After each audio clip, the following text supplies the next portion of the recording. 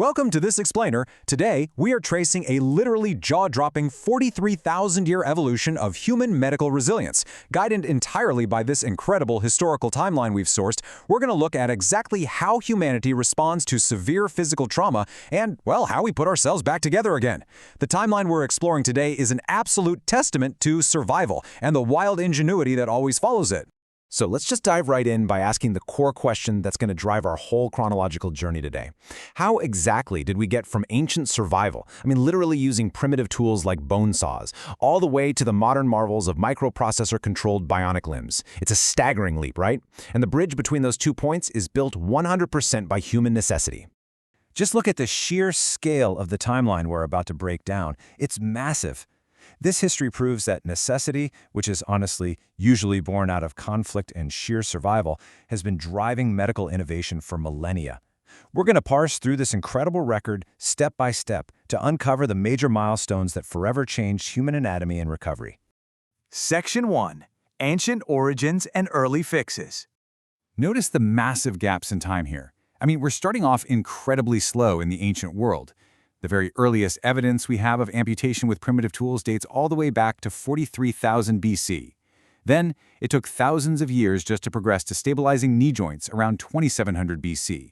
From there, we see Indian literature describing artificial legs around 1500 BC, all the way to Hippocrates using leg splints in 370 BC and crafting early physical prosthetics by 300 BC.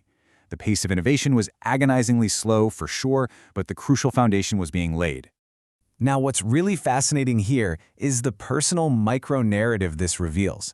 Right in the middle of that ancient timeline, between 485 and 425 BC, the historian Herodotus recorded something incredible. He described a guy who was imprisoned by Sparta who actually engineered and supplied himself with a wooden foot. Just imagine the sheer desperation and the mechanical ingenuity it took to fabricate a functional foot while held in captivity. It's wild. And that brings us to 300 BC. This artifact, unearthed in the legendary ruins of Pompeii, is absolutely monumental for our timeline. It anchors our ancient history because it's thought to be the earliest definitive physical prosthesis on record. We went from stories and literature to hard physical proof of a functioning artificial limb literally surviving the ashes of history. Section 2. Knights and Medical Standardization. Okay, observe how the Middle Ages brought a fascinating and honestly kind of bizarre blend of warfare and medicine to the forefront. Between 131 and 201 AD, Galen was already using dynamic orthoses for spinal conditions. But then we see that from 476 to 1453 AD, knights were literally using their elaborate armor to conceal their prostheses. Actually, makes sense, right? If you're already walking around in 50 pounds of steel, a wooden leg blends right in. Missing a limb was a harsh reality of war, and armor served a dual purpose of protection and camouflage. By 1200 AD, though, the medical school of Bologna finally began to treat orthotics as a normalized, important part of medical knowledge. The crucial turning point happens right around here. Between 1509 and 1590, a guy named Ambroise Paré stepped in and finally brought some much-needed technical standardization to both surgical amputations and orthotics. And he wasn't just working on limbs. He was describing spinal corsets and shoe modifications. Basically, he pulled the whole field out of the Dark Ages and paved the way for highly complex engineering. And because of that standardization, by 1690, we see this incredible breakthrough by Verdun. He constructed a transtibial prosthesis, which is a below-the-knee artificial leg, and it was a massive leap forward in materials.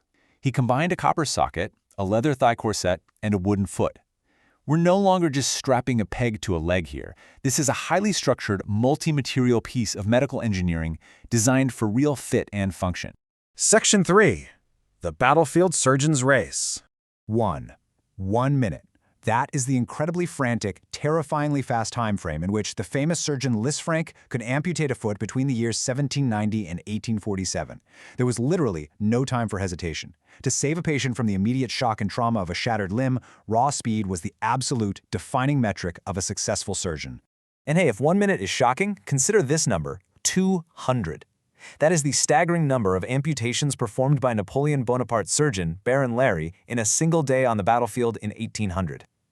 Just think about the grim reality of that environment. Baron Larry advocated strongly that wounds needed to be operated on within the very first 24 hours. The sheer volume of casualties was forcing medical practitioners into levels of hyper-efficiency that had just never been seen before in human history. Section 4. surviving the cut. Now consider this stark contrast. In 1860s London, the reality for amputations was a horrific 50 to 80% mortality rate due to sepsis. You'd survive the amputation, only to succumb to infection. But just 5 years later, in 1865, we hit a monumental breakthrough. Lord Lister starts utilizing surgical antisepsis. By simply fighting the bacteria, he dramatically decreased those staggering mortality rates. This was a total game changer, an absolute paradigm shift in medical history. And in that exact same year, 1865, out of the immense devastation of the American Civil War, we see another leap born from personal trauma. A Confederate soldier named J.E. Hanger sustained an amputation while serving. But he didn't just survive it, he turned it into innovation. By placing rubber bumpers into a solid foot, he produced the very first articulated prosthetic foot. Once again, we see the user of the prosthetic becoming the pioneer of its engineering out of pure necessity.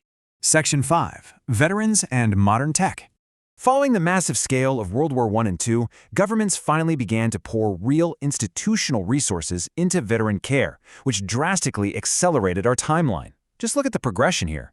After WWI in 1918, the Limb Fitting Center at Queen Mary's Hospital in Roehampton becomes a primary hub for military veterans. By 1945, post-WWI efforts in the US and Canada bring massive tech leaps.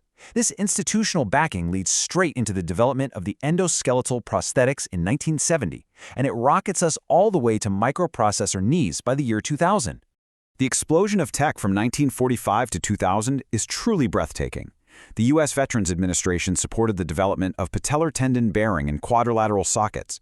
Meanwhile, Canada developed a dedicated prosthetic research program at Sunnybrook Hospital in Toronto. All of this coordinated research synthesized into the 1970 endoskeletal prosthesis.